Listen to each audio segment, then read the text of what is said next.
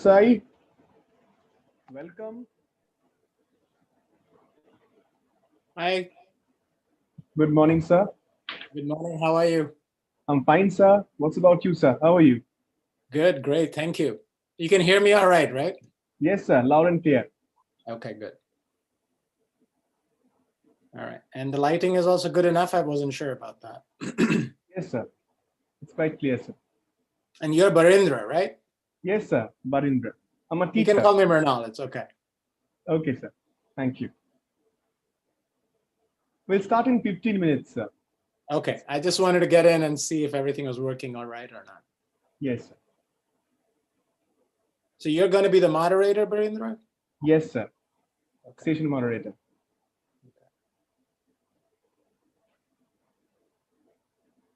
All right. So I'm going to mute myself and take off the video so that I can prep a little bit. Okay, sir. Okay, sir. We'll start at 9 sharp. Okay. Sounds good. Bye. Bye, sir.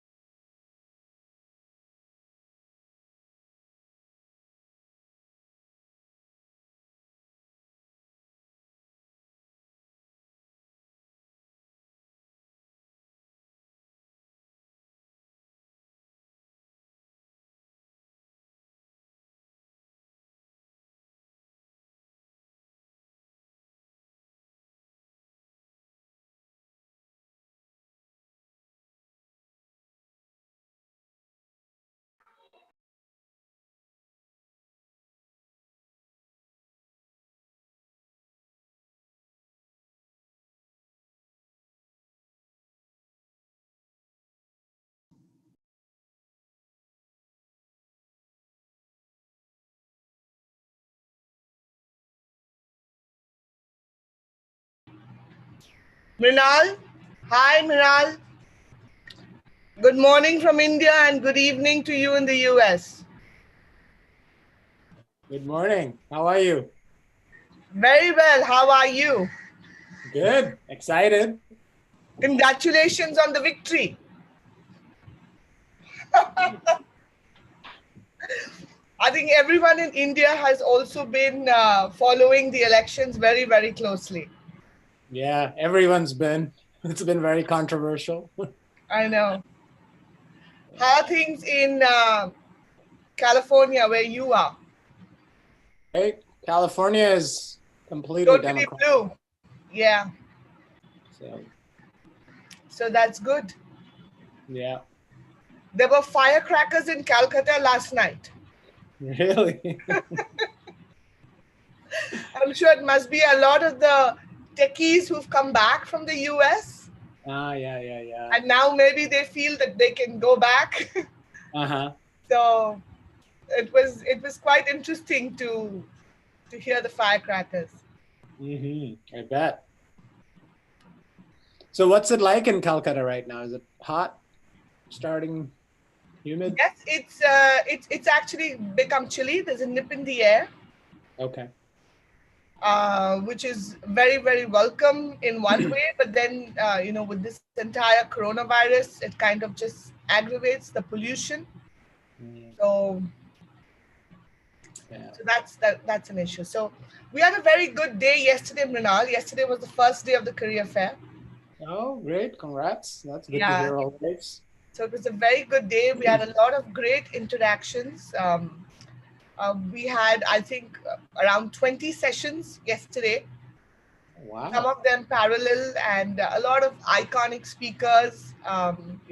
We had a mixologist who talked about alcohol and food, and a career in food and I beverages. should have attended that one. You still can attend it, Mrinal, because the video is available on our YouTube channel. Okay. So, and it's public, so whoever wants can access it. Okay. So, so we had that. That was very interesting. We had a session in journalism. We had, we had a general session, a couple of general sessions on careers. We had a session on international relations where our dear friend Dr. Gitanjali Chaturvedi spoke. Yeah, okay. Live from How Switzerland. did that go? That was fantastic. Good. So yeah, all in all, it was good. Just what did she speak about again? International development. Okay. The work that she's done with the United Nations and the World Bank. Okay. Nice. So yeah, it was a good day, and we're looking forward to a good day today. You're the first speaker of the day. All right.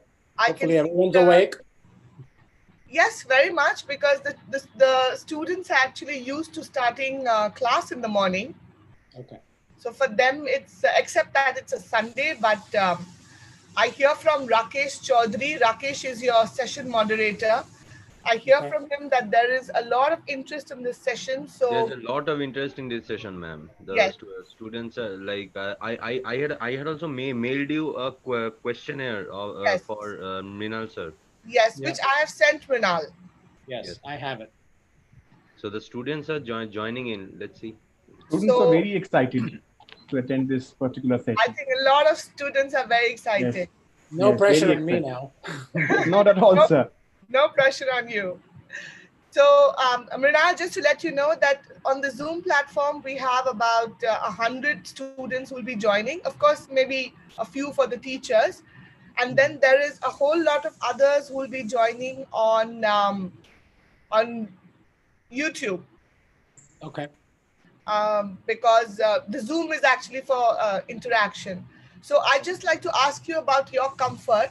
The model which we went with yesterday was that if students had a question, then they would type it on the chat box and the moderator would relay that. But if you like, the students could, put on their cameras and ask you the question, then you can interact with them directly. Yeah, I prefer that. Yeah. We can try it. If it gets a bit unmanageable, then maybe Rakesh can kick in or, needed, but probably best is to have the kids ask and, we'll see where it goes. Okay. So Rakesh and Barindra, it will be good if the students, when they want to ask a question, Yes, then ma'am. they can switch on their cameras. They can ask Mr. Desai the question Yes. themselves. And, even if they want to switch on their cameras at other times and interact with him, it would then, be interesting because yes, getting a speaker speaking to us live from California is not something that happens every day. Absolutely. Okay. So Absolutely. do you think we should begin the session? I just want to know from Rakesh, how's the YouTube looking?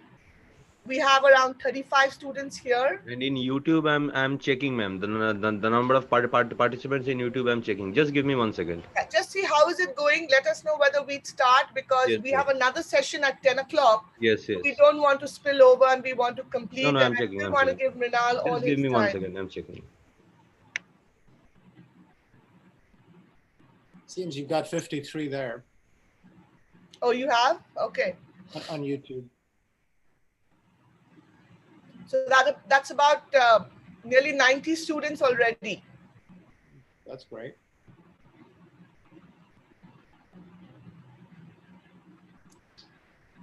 Not a coincidence that this is the first speaker who's looking at himself on Zoom and YouTube simultaneously. Just goes to show the IT savviness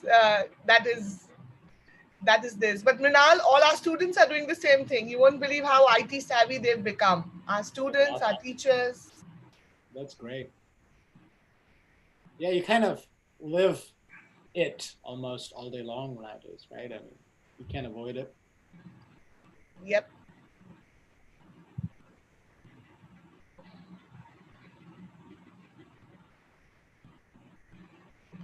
So Rakesh, Badinda, whoever wants to do the, if once you guys are ready, please do start.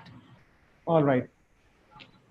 So In YouTube, there are around 70 kids. I have shared the YouTube link to another mass group. So I am expecting around another 30-40 students joining in right now in YouTube. And in Zoom link, I think the students are joining in. I think we can start, ma'am. I think we can start. yes, we can start now, right? All right, please go ahead. All right. So a very good morning to one and all present here. It's my great pleasure to welcome you all to Augusto E-Career Fair 2020, organized by St. Augustine's Day School, Barakpur and Shamnagar. Ladies and gentlemen, boys and girls, join me in welcoming our guest speaker for today's session, live from Silicon Valley, California, Mr. Mrinal Desai. We welcome you, sir. Hi, everyone. I also welcome our President, ma'am, Mrs. Janet Gaspar Chaudhary, our CEO, sir, Mr. Amitabh Chaudhary, Principal of St. Augustine's Day School, Barakpur, Mrs. J. Biswas, and Principal of St. Augustine's Shamnagar, Mr. A.D. Gomes. I would also like to welcome our students and their parents and guardians who have joined today's session to be a part of it. We all know that information technology, or IT, plays a very vital role in commerce and business, and also helps different organizations to work proficiently in order to elevate the output. IT industry offers a bright future prospect to the candidates who aspire to build a career in this particular field. We are proud and privileged to have Mr. Mrinal Desai with us today. And this session with Mr. Desai is surely going to be very beneficial, as he's going to speak about some interesting and out-of-the-box IT-related career options, such as career in the digital space, software, and Infotech. Students, I'm sure you're going to have a lot of questions in your minds concerning your careers. So be ready with your questions. And as the Q&A session starts after Sir's talk, you can put your questions on the chat box, or if you want, you can unmute yourselves, switch on your cameras, and directly talk to Sir. Now I request our principal, ma'am, Mrs. J. Biswas, to formally introduce us with the guest speaker of today's session, Mr. Mrinal Desai. Over to you, ma'am. Good morning, teacher. It is a great pleasure for me to introduce Mr. Mrinal Desai for the session today. Mr. Mrinal Desai is the founder and CEO at Adapt, was one of the first 5 employees at LinkedIn. Forbes declares him Tech's most media connected person. Mr. Desai is an industrial engineer from BIT Meshra and completed BA from Middlebury College and Monterey, California. She's based Silicon Valley, San Francisco, and today we'll be speaking from there about careers in the digital space. But I ask that all of you give your attention to Mr. Desai and help me to welcome him. Over to you, Mr. Desai. Thank you. Thank you very much. So let's start. First off, thank you very much, everybody at St. Augustine School. This is an absolute pleasure to be here. And it takes me back to my days in school, like all of you with Janet. First things first, maybe I should set expectations. Usually people go to conferences and lots of sessions to get a whole bunch of answers. So I've got good news and bad news. The bad news is I'm not going to have any answers for you. The good news is I'm going to have a lot of questions that I hope to leave behind with you for you to think for yourself, because in my opinion, it's your career, it's your life, and you have to navigate that. But what I hope to do in the process is tell you a bunch of small stories here and there, and then maybe that will leave some questions and give you some material, food for thought, if you will, that will help you guide yourself in your career. So I have a bias to begin with. I'm a startup guy. I've done startups most of my career. And so I tend to have a colored lens. I tend to look at a lot of things with that lens itself.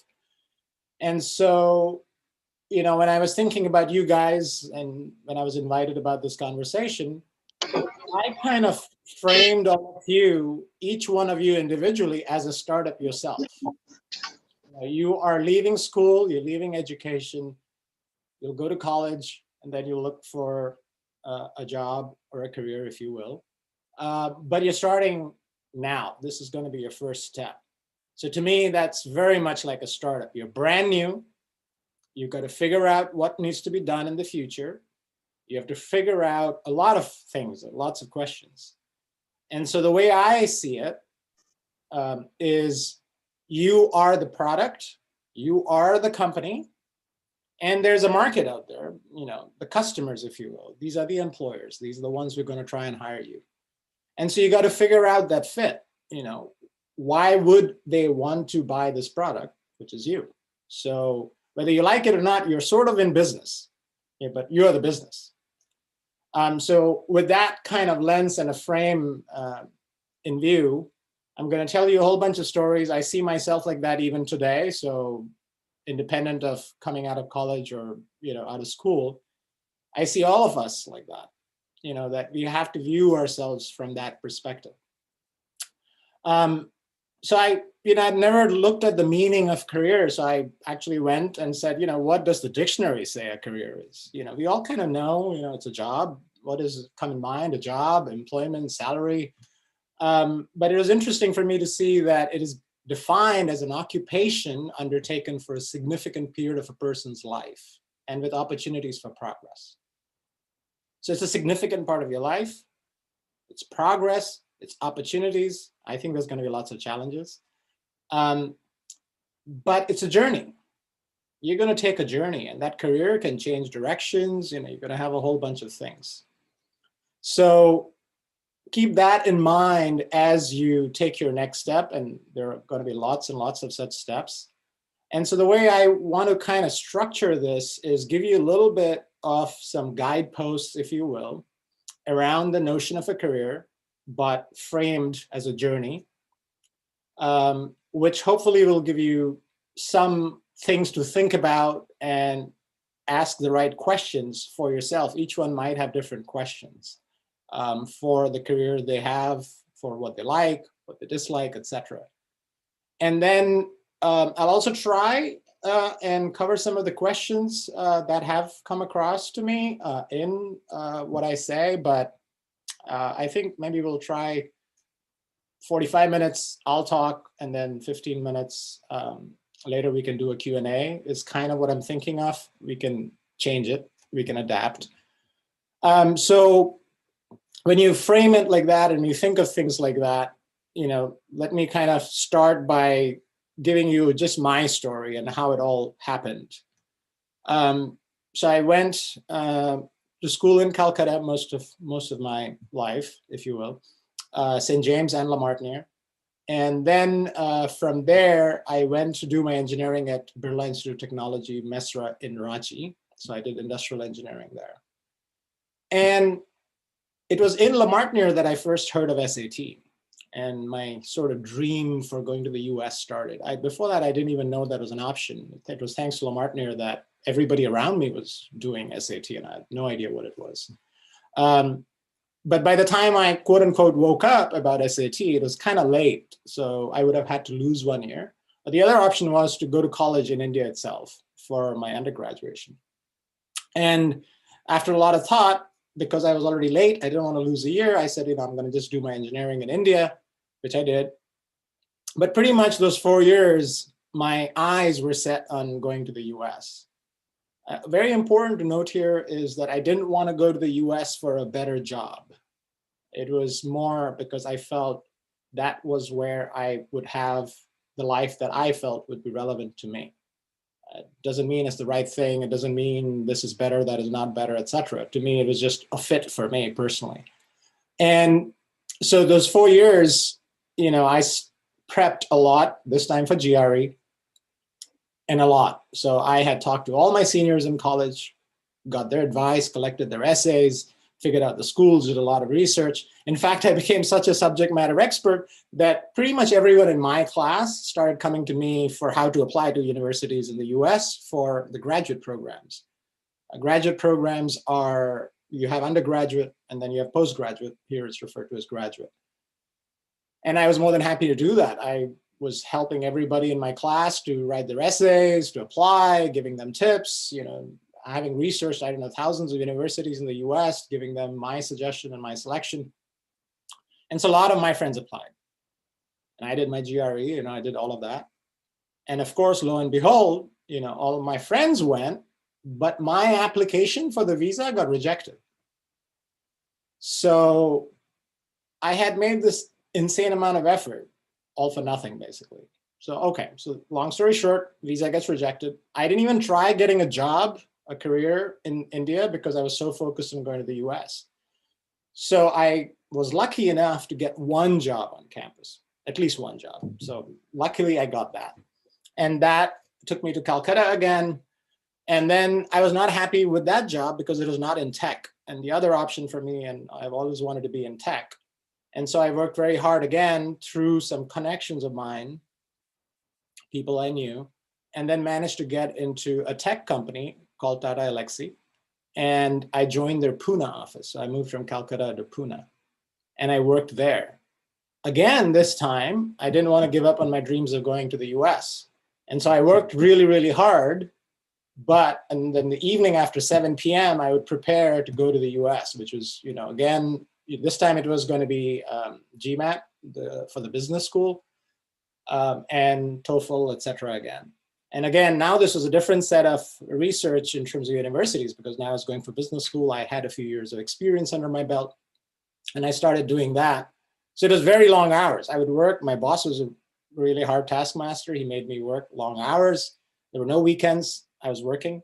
And then after 7 p.m., I would come back to the office because at that time I didn't have a laptop or a computer available to me. So, and there were none of these smartphones, et cetera. So I would come back to the office, 7 o'clock to maybe 1 p.m., 1 a.m. or 2 a.m., work on that.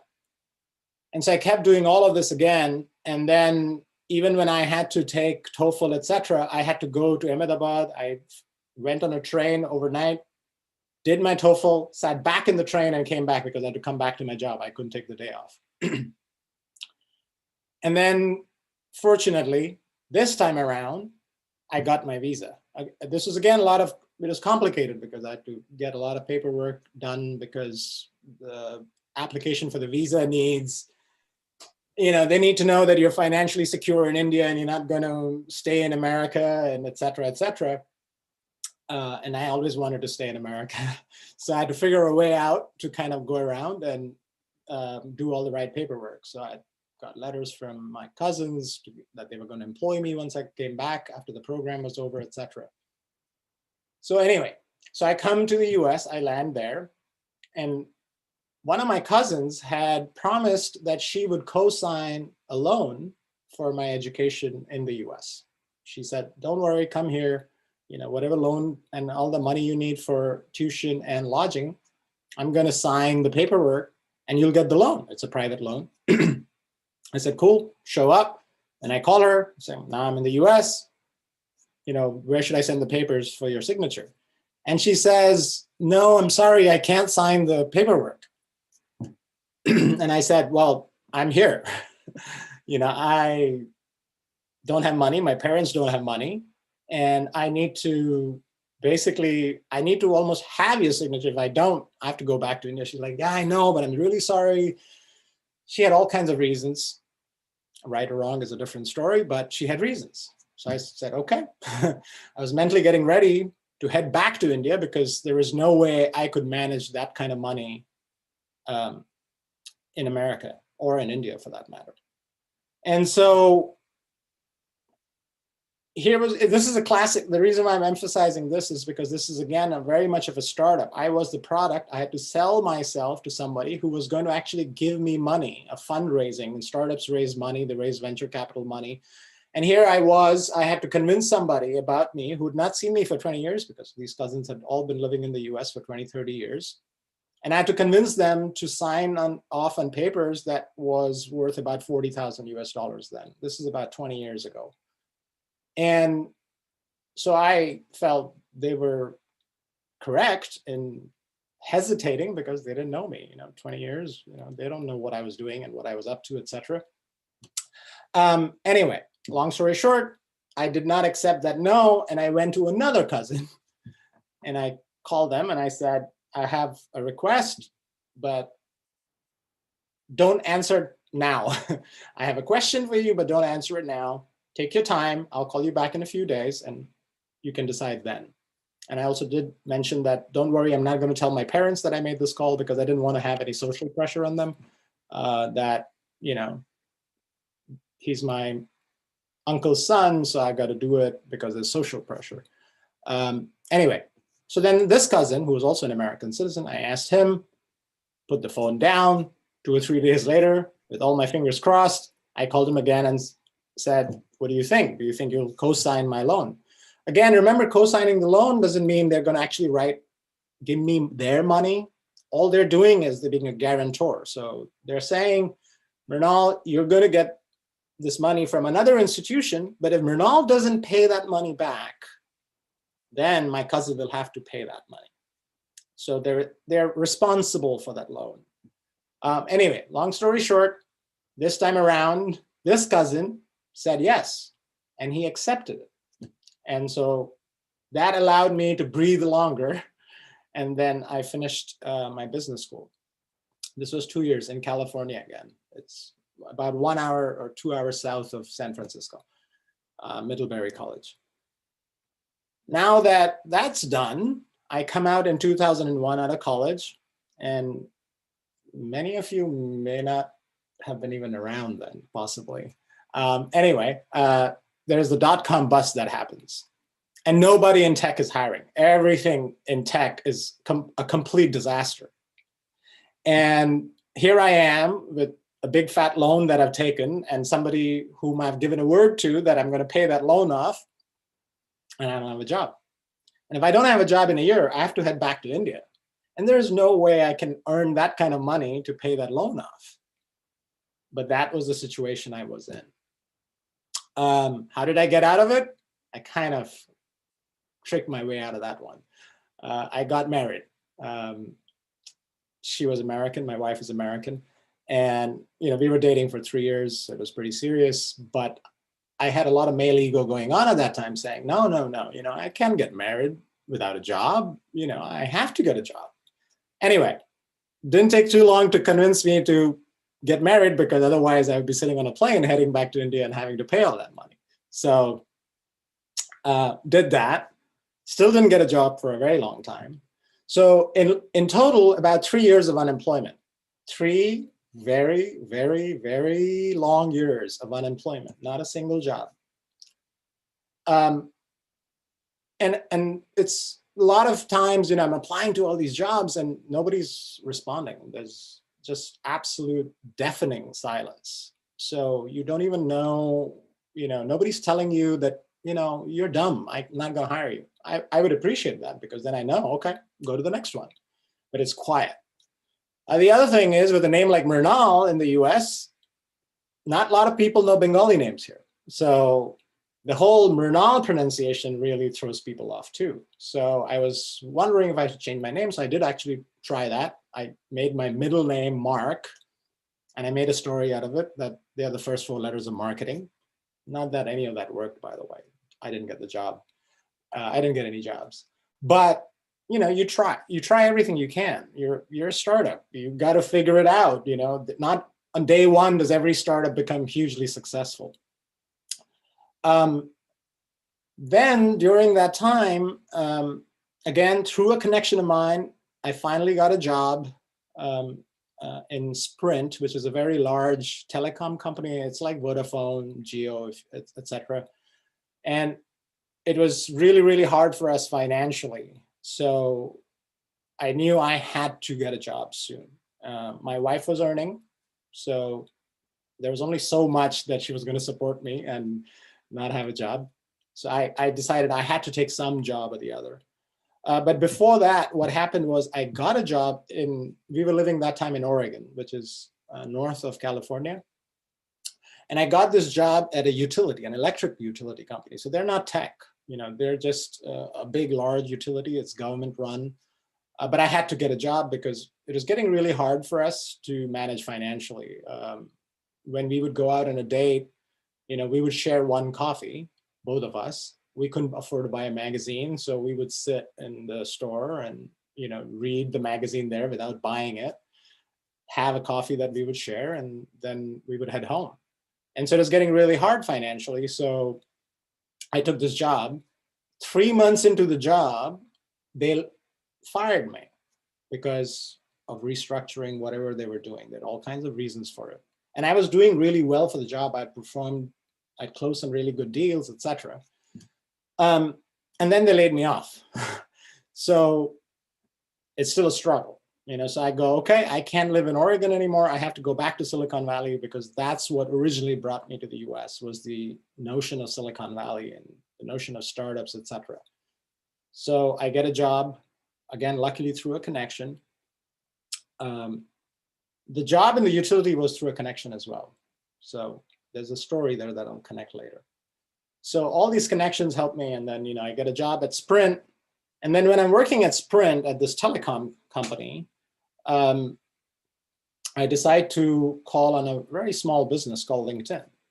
Why did I choose LinkedIn? Because when I was in Oregon, unemployed for the 3 long years, I had read about them online, or maybe in a magazine or something, about a startup in the social networking space. So this is 2003. There was no social networking, there was no social media, etc. And nobody knew what it was. But when I looked at it, it made a lot of sense, because to me, offline, I'm the same. I love relationship building. I love meeting people. I thrive in it. I get excited. I like to build long-term relationships forever and ever, for 50 years, 100 years, whatever it might be, etc. So I went, wow, this sort of makes sense. I don't really know what social networking is, but seems to be who I am online. So I said, I should try it out. So I'd signed up. I think at that time they may have had 40,000 users. And I started trying it. And I started using it, and I found success in using it, not in getting a job, but success in connecting with other people. Let's say, I have a friend, Ravi, and Ravi knows Janet. And Janet is working in a big tech company, and she is a vice president, maybe a CEO. And then LinkedIn somehow helped me through introductions get to Janet, and Janet responds to me. Remember, 3 years, not a single person wrote to me. I applied to a gazillion jobs, but not a single person even responded to me. And now suddenly Janet responds and says, hey, Mrinal, I'll talk to you. That's all she says. She doesn't say I'm going to give me a job, but she says, I'll talk to you. So to me, it was like a little light bulb going into my head, going like, wow, this is magic. there's something special in this company. And so I immediately then wrote to LinkedIn at that time. This is again in Oregon, so before I actually started working at Sprint. And LinkedIn at that time was just starting off. And I said, hey, I'm looking for a job. I love what you're doing. This is magical, etc. And then the co-founder of the company says, we're not hiring business development people. You're in business development. We're hiring software developers, but you're not a software developer. I said, no, I'm not. So he said, but stay in touch. So I'm like, okay, I'll stay in touch. And so I kept giving product feedback. Oh, I would like this as a product. I would like this as a feature, that as I'm looking for a job. And every time I did write, which frequency was probably, I would say, every 3 or 4 months, maybe. And he would write back saying, oh, thank you for the feedback, etc. So I was like, okay, great. So I built a relationship virtually, never met the guy, right? With feedback, adding some value to whatever he was doing, because I just love LinkedIn. I was just using it all the time, not looking for a job anymore, just building the relationship because I love LinkedIn. All right, let's fast forward again back to California at Sprint. I go to LinkedIn, this guy I know, he was one of the founders of the company. And I said, look, I've got these great products from Sprint, the smartphones and this, that, and the other great technology. Can you introduce me to your chief technology officer?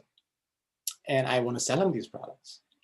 He's like, well, we've never met. So why don't you come and meet me in person for the first time? And then we'll talk. So I said, okay, that works. So I went, met him. And then as we were talking, he said, you'd reached out to us for a job before, a year before. But we were not hiring then, but we are ready to bring our first business development manager into the company. We've just raised our second round of funding. I think we just finished the Series B, which was about $8 million. And he said, are you still interested? So total surprise, not expecting any of that. All I came there was to sell something else from Sprint where I was working. I said, done. You have me. He said, but you don't have the offer letter. I said, doesn't matter. I love what LinkedIn does. That's all that matters to me. I don't care what you're going to pay me. I'm going to do what I love because I didn't like what I was doing at Sprint. And he said, okay, we'll send you the offer letter soon. I come back to my company, to my boss, and I say, I'm leaving. And he goes, where are you going? So I said, oh, there's a small company called LinkedIn, nobody's heard of, and they do social networking and stuff. And like, what does that mean? And what is LinkedIn? And I said, look, I'm going there. He's like, why are you doing this? You've been unemployed for 3 years, not a single job. You finally got a job with us. You've been here for 3 or 4 months. And now you want to leave this and join a company that may not exist tomorrow. So I said, I know. No rationality, no logic in this, but I just feels really good in my gut. And, maybe I'm wrong. It's fine. I'll be fine with that. Anyway, so then I go join LinkedIn. Assume all of you kind of know, most of you know about LinkedIn. Great tool, by the way, to all of you to kind of figure it out, understand it. It's a very, very powerful tool. I use it all the time, even now, whether you're looking for a job or not. So anyway, so that's a long kind of summary of that. Then once I joined LinkedIn, which was a startup, I went on to start my first company, and that was called Crossloop. I'm going to try and shorten this so that I'm aware of the time. Crossloop was like an Uber, a marketplace, like an eBay, but for remote tech support. So let's say Janet was a great tech support specialist, and I was sitting here, but I'm struggling with my computer. It's slow, it needs an antivirus, or I need help in PowerPoint and creating a PowerPoint presentation. Janet and I would connect via the Crossloop website. I would pay Janet some money because she's helping me out. And then Crossloop would take about 15% of that. So very much like Uber, but a very different segment. For that, I raised $9 million from the top venture capitalists in Silicon Valley in 2 different sections, Series A and a Series B. We got about 10 million downloads. And I was I came up with the idea, and my job was all pretty much the non-coding, the non-technical aspect. So marketing it, the press, figuring out how the product should be positioned, et cetera, et cetera, et cetera. There's a whole bunch of things. In a startup, you pretty much do whatever it takes. So I just don't know how to code. So that I knew I was not going to do that, but everything else I have to do. That company was sold to a company called AVG. After that, I started my next company. That was right after the iPhone came out. In 2008, the App Store came out, and I saw myself spending all my time in the iPhone. I was like buried in it all day long. My eyes would never even look up. And I went, if I'm doing so much in the phone, should I not just work in the phone? So maybe think of a new product, etc. And so that's where I started my current company called Adapt. Lots of struggles starting off there. I had 2 engineers because I can't code, remember, so somebody needs to build a product. I come up with the idea, I can come up with the design, etc., but I can't build the product. I can't do the app development. I had 2 engineers. One took $15,000 from me and walked away and left. So basically stole my money. And I had no money at that time, by the way. And then the other guy made me spend a whole bunch of money on an outsourcing shop and didn't do anything. And I lost a lot of money there.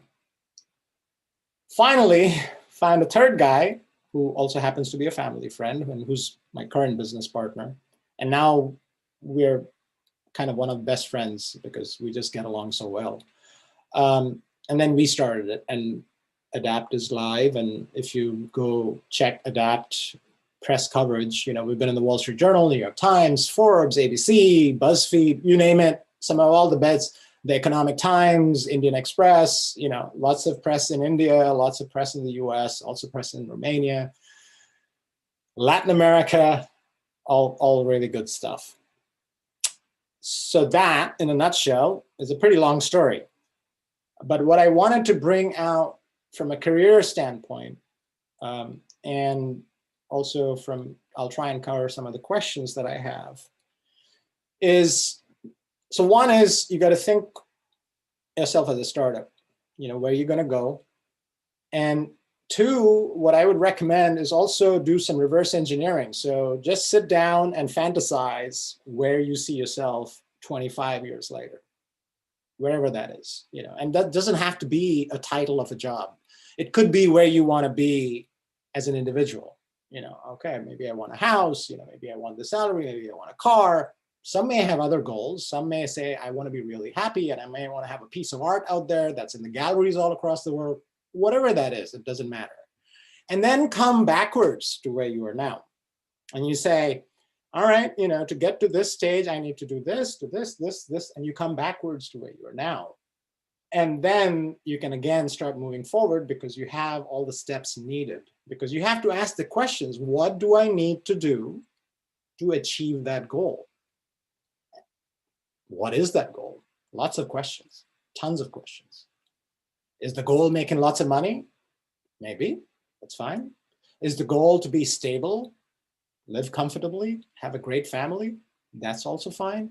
So each one has to ask these questions. And then you have to tie it in with another bigger question, which may take you forever. Who are you? You know, where does it all fit in? What do you like to do? You know, when do you get the most excitement? When do you get to do stuff and you go like, wow, you know, I can do this all day long, daily, forever, rest of my life, etc. And if you find, and hopefully you'll find certain parallels and you go, you know, I really like creative stuff, or I like to play with colors, or, you know, I like to play video games. So let's say you like to play video games, okay? Maybe that is a career, and maybe it's also not. So it's a question. There's no necessarily right or wrong answer. You like to play video games, you really enjoy it. Maybe you like the story side of the whole thing, you know, the script writing. Maybe you like the animation. Maybe you just like to play for entertainment, but you don't want to have a career in it. And that's fine. You can have lots of different careers or opportunities. You know, you can be a writer, you can be an animator, you can be an audio engineer, you can be a software developer who writes the stories, etc., codes the stories, if you will.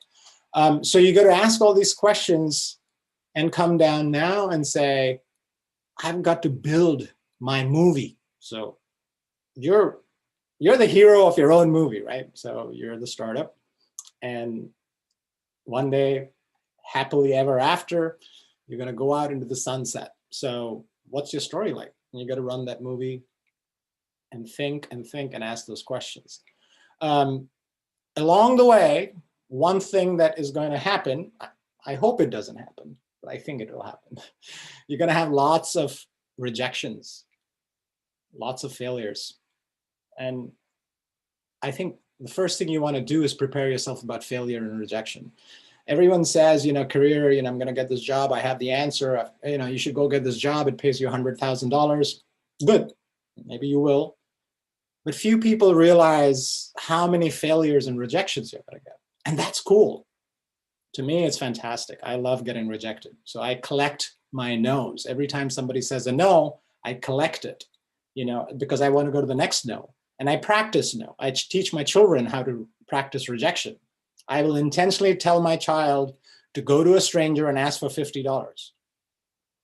I know he's going to say no, but I want him to get comfortable with a no. Just get a no. It's stupid. Nobody's going to give him $50, etc. So it's really a good idea to get comfortable and not get worried or flustered with a no or a rejection. You apply for your first job. You apply for an admission to a college. They might say no. You go, okay, that's fine. They may say no, but you don't have to accept the no. They can always say no, but you never have to accept the no. You go to the next. You go to another person in the school or in the company, but you don't have to accept the no and stop. You keep moving forward, because that's entirely up to you. And the no is not about you anymore. They're busy, they've got the jobs filled, etc. When they say no to Mrinal, it's not because Mrinal is lousy or Mrinal is bad or, the whole world comes crashing under me. No, he's busy. He's doing his own thing. He's got his priorities. I move on. I go to the next guy, or I go to another job, but I keep moving. I don't stand still. So I would highly recommend getting really comfortable with the notion of failure. I don't believe in it personally, but there is a word in the dictionary called failure, so it's there. But you're going to face it. Hopefully you don't, but I think you'll face it in some form or the other. But embrace it. It's a fantastic thing that'll happen to you. If you have a negative attitude towards it, I think it'll just take you down further. So embrace it, grow with it, and keep moving. And then that's a very important part of it. Another thing, big little foundational thing, I guess, is people. So I kind of break down my way of thinking of life and I simplify it, maybe too simple, but I like to simplify things into 4 Ps. One is people. It's a big part of your life. Whoever is on this journey with you, your friends, the people you work with. So that's 1 P. Second one is purpose. What's the purpose? Job, money, salary, car, TV, house, happiness. It could be as funky as that. What does happiness mean? But whatever that is. So you've got to ask all these questions. And then once you have that, I love having a pursuit. Once you've identified a purpose, you go after it. So it's a really cool thing. It's like a chase. It's almost like you're in a racing car or in a movie and you're chasing this thing and that's trying to avoid you and you try and get to it. So you got to get comfortable with that pursuit. And finally, very importantly, is perseverance. You can't give up. Never give up. You'll fall, you'll get rejected, you stand up again, start it all over again. So you never give up. And so those are the 4 Ps that I feel very, very simplistically help me in making lots of decisions. And when I look back at my story, I didn't have all this before. It's kind of things that I've been thinking about a lot. In terms of skills, you've got a whole bunch of job titles, and I think all of you can go into Google and search for jobs and titles. I won't go so much in specific job titles in technology and digital space, but all these things I'm telling you are highly valued in the technology space, because technology by its inherent nature is constantly changing. It's constantly getting disrupted. And do you have the characteristics to overcome these things, whatever that might be? So when I look at that, some of the skills you would need, and especially with COVID now and with challenges we all have, working from home, etc., I qualified that. I put that again into a box of 4 C's. And why do I do this in terms of simplification? I do it because it just helps me remember. Whenever I have a challenge, I go, what do I need to do? And then I try and use these buckets and say, okay, it fits into this. Okay, so I should be doing that. So the 4 C's, to me, number 1 is communication, which is becoming even more important right here. I have to communicate with all of you right now, not in person, which I think is easier, but I'm not used to this. I'm not, I've worked remotely for a very long time and I have experience with it. But now you have to learn to adapt to communicate through a Zoom or FaceTime or Teams or Hangout, Meet, whatever all those new technologies are. How do you communicate with somebody on chat, at work? Very different from texting your friends, and it's very easy to misunderstand somebody because you've not used the right emoji or you used the wrong emoji by mistake, etc. So that's communication. And the same kind of theory applies in person. If you have to know how to build the relationships based on communication. The second C I would say is collaboration. So you have to work together with a whole lot of people, whether you like it or not. So if you're going to get a job, you're going to go out there, work in a company, you just have to do that. So you have to collaborate with people. And that's a good thing. That's a fantastic thing, in my opinion. Whether you're collaborating with your parents about your future, whether you're collaborating with your friends or your parents or your co-workers. Second one, curiosity. The fact that you guys are all here, to me is a great sign that you're there to learn. I've got to be honest, when I was going to school in India, I didn't learn anything. I did not learn much at all. And this is great to see this turnout. You guys should all pat yourselves on the back, that St. Augustine has set something like this up. I so wish I had it. I did not. And so this is a phenomenal opportunity that you guys are making the most of, and you all deserve kudos for being here and taking that initiative. Don't take that even for granted. Many people don't do it. So you're here. So you have curiosity. You always want to be curious. What does curiosity lead to? Lots of questions. So I love questions, lots of questions. And finally, if you're curious and you can ask questions, it'll lead to my 4th C, which to me is critical thinking. How do you think? I know it sounds like everybody can think. I don't know, right? So how do you analyze the situation? If I tell you, hey, should we build this startup? Where are you going to start? I'm going to say, Rakesh, can you give me 1 lakh rupees for this business I'm going to start? And why don't you join me also? Well, Rakesh has to figure out lots of things. He has to have lots of questions. He doesn't have to have answers, but he has to have lots of questions. But those questions come from how you think. And pretty much who and how you think is who you are, because you're going to identify those things. So those are the 4 C's there. So those are kind of not specific jobs, but these 4 C's I think are core buckets to help you with your career search and to identify things which would hopefully help get you a lot of success. And then finally, and very importantly, the relationship building. I can't emphasize this enough. Most of the jobs are not found by applying to jobs online, to a company's website.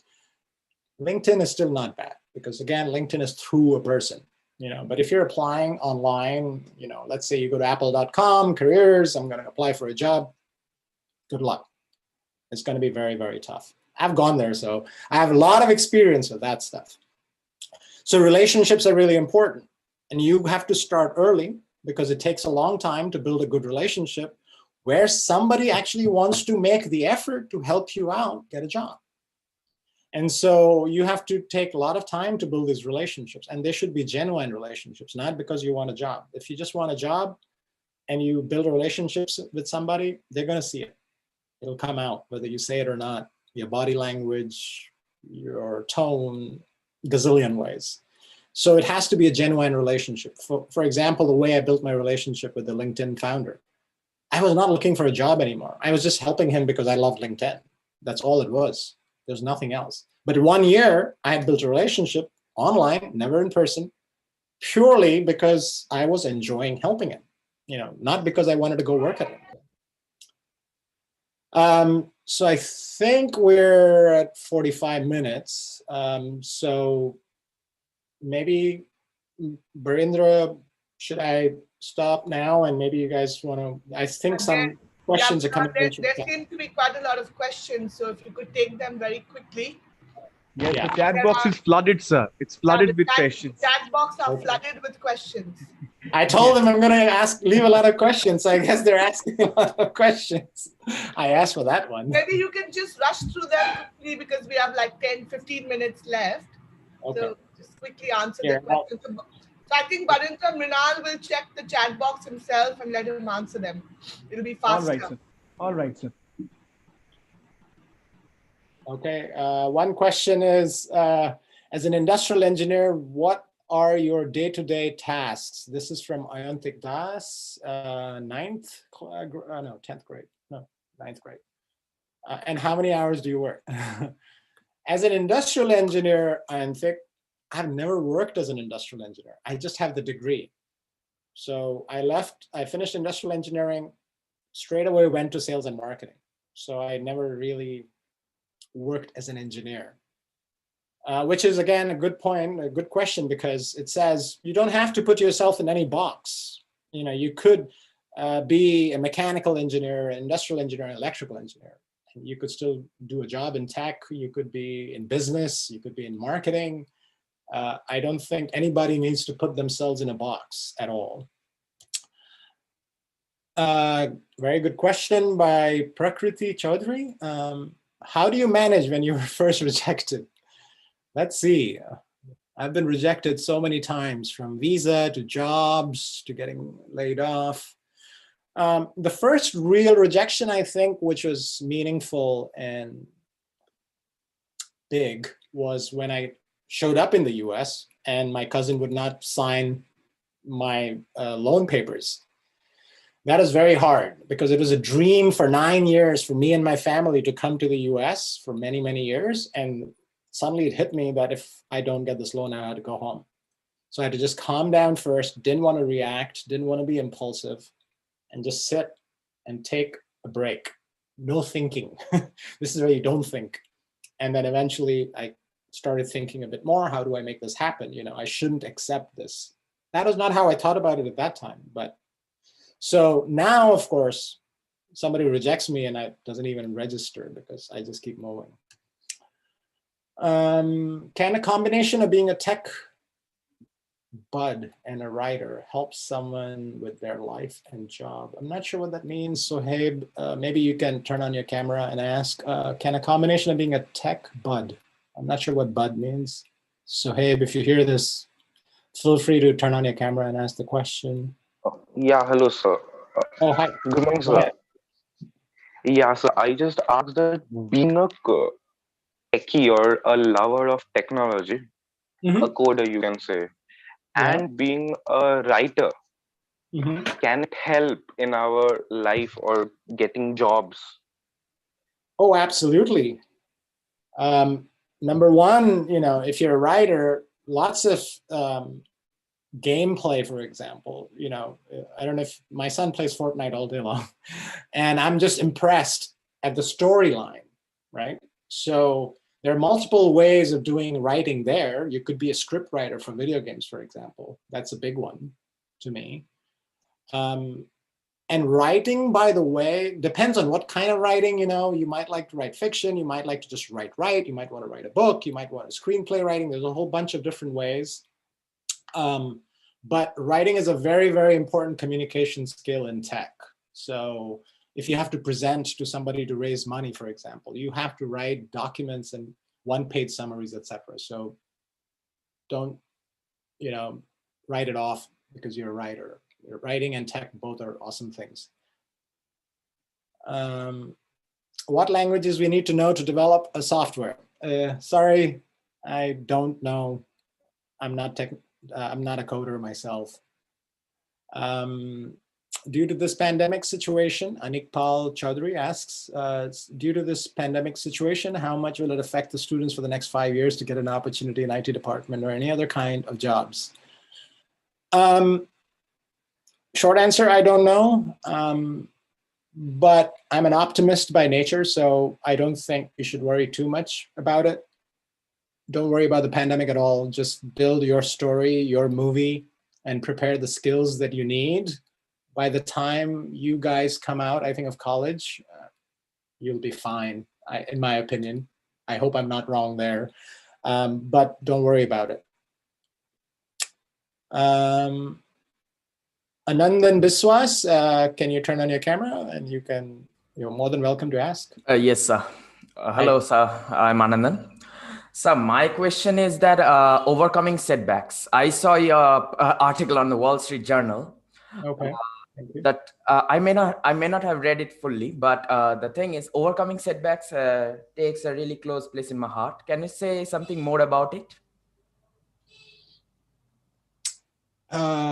Anything specific you were thinking of? Because I could spend 10 hours with you on that. A gist of it. Well, I think it's one of the best things that can happen to you, in my opinion. Setbacks are the best thing in terms of character development, in who you're going to be in the future, and all the things you're going to face. One of my goals as a parent, I tell my children, is to bring setbacks in front of you, not take them away from you. My job is not to take friction away from your life. My job is to throw friction at you. My job is to make your life hard. So I obviously have bias because I have really, really felt very good that I had to overcome those setbacks.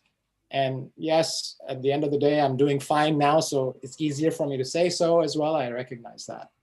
But value it, recognize it, write it down and enjoy it. It's not enjoyable per se, but think more about it and ask the questions, wow, I had to go through all this grief and all these problems and all this thing, how do I get over that? And you are lucky that you're getting it. Many are not. So I think it's good.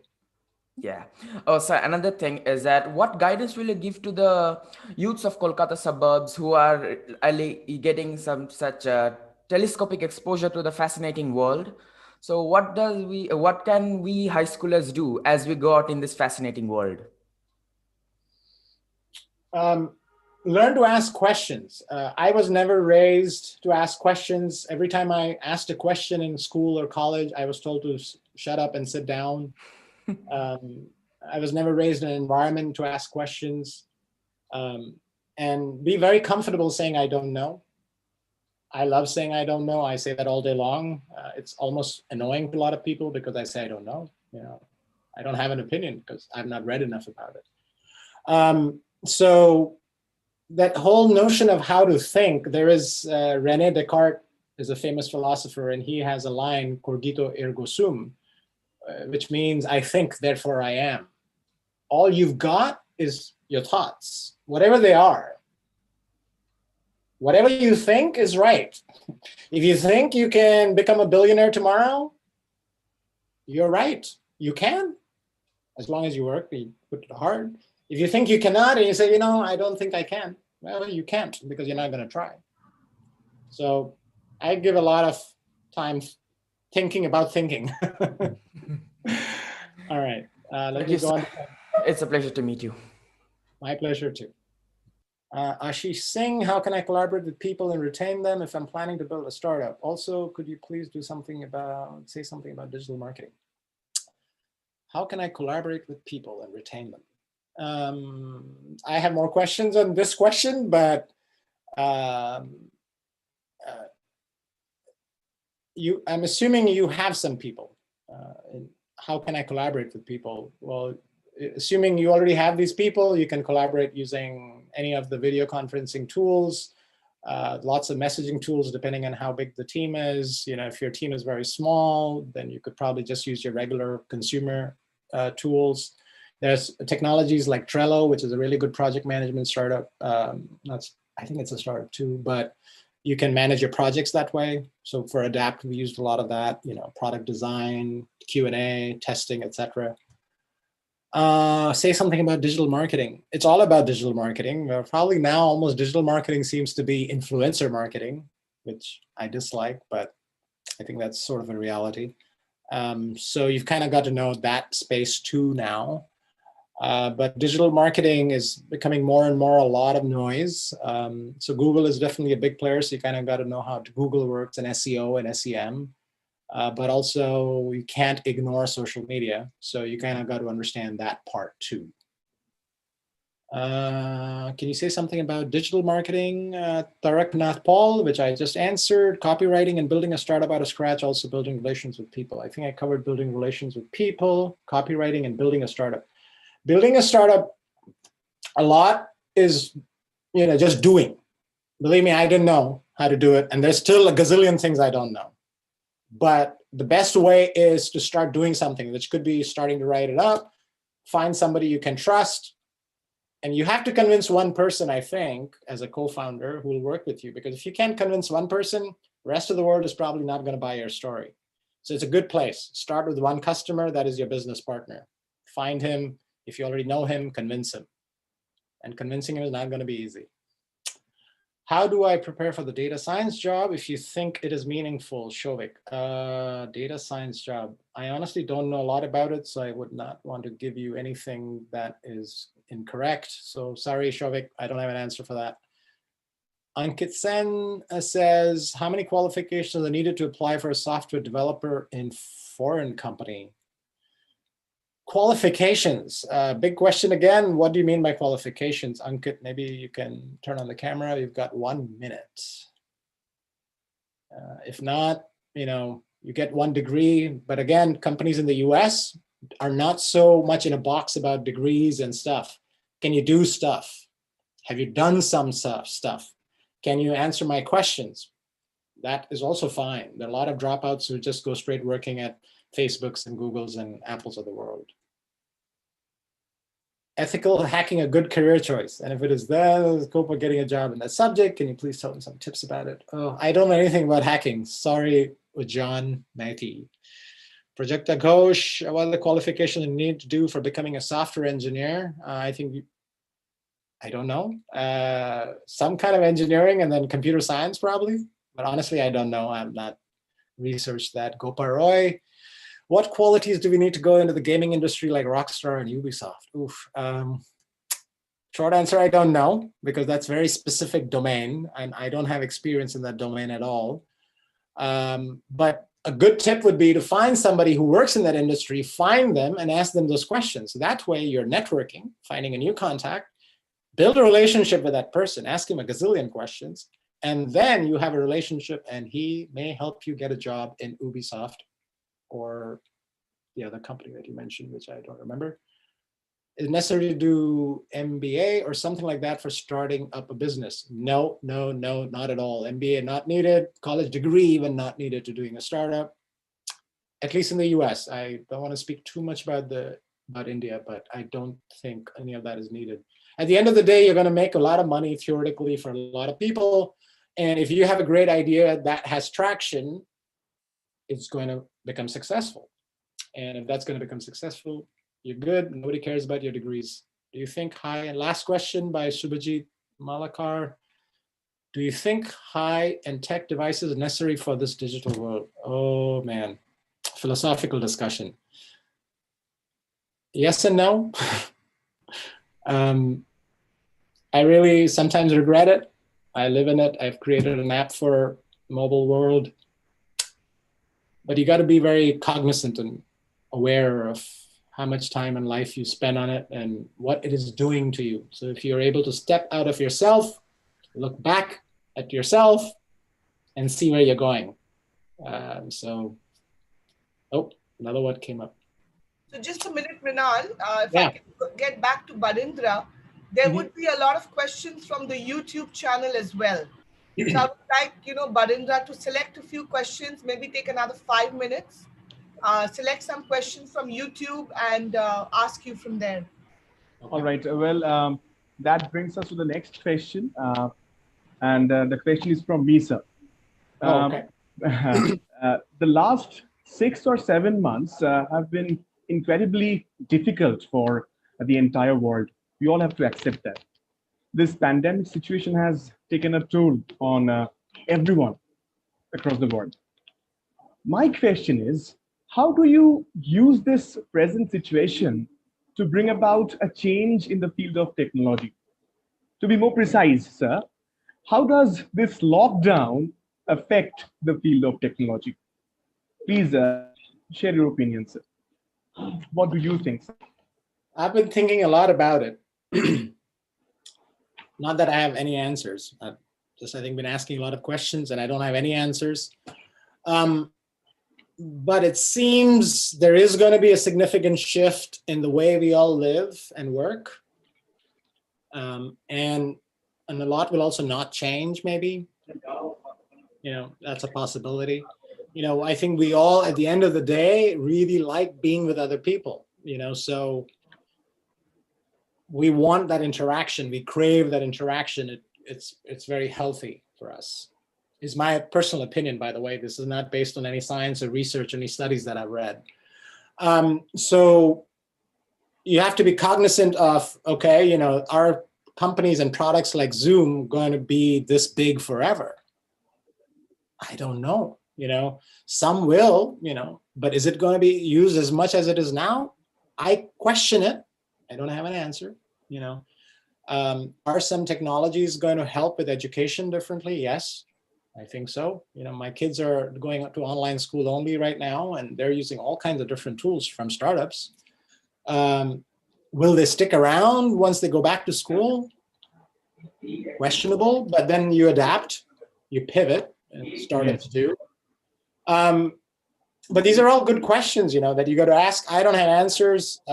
I think of different things, but nothing that to me has made me go like, wow, okay, I got to start writing up a one-pager on this to figure out the basic value proposition of this product. What did it exactly do? So yeah, sorry, it's not a perfect answer, but that's a good question.